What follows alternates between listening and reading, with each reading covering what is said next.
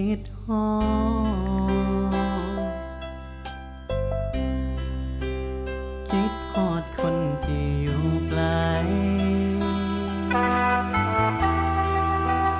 ฝากลมซอยพัดไปพัดใจไปฮอดเจ้าอยากบอกให้หูว่ายังหักยังคอยเฝ้าดูแลห่วงใยอยากกอดอยากยืนข้างกายคือเก่าแต่ก่อน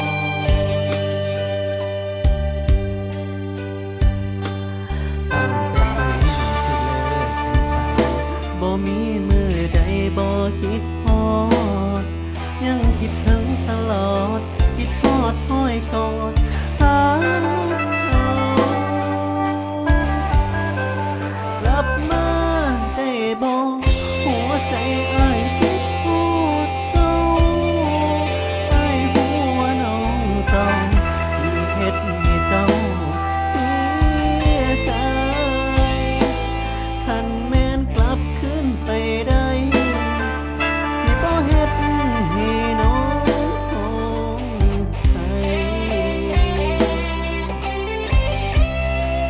กลับมาได้บ่อ้ายบ่อยากอยู่คนเดียวในมือที่โดดเดี่ยวมันทรมานหัวใจขอโทษทุกอย่างที่เฮ็ดไปอยากให้ฮู้อ้ายยัง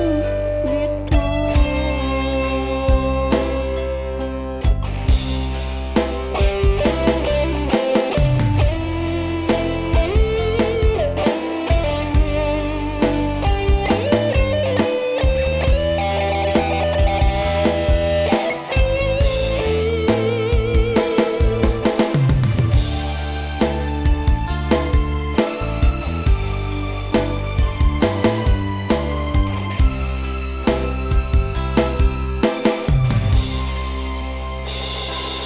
ตั้งแต่มือ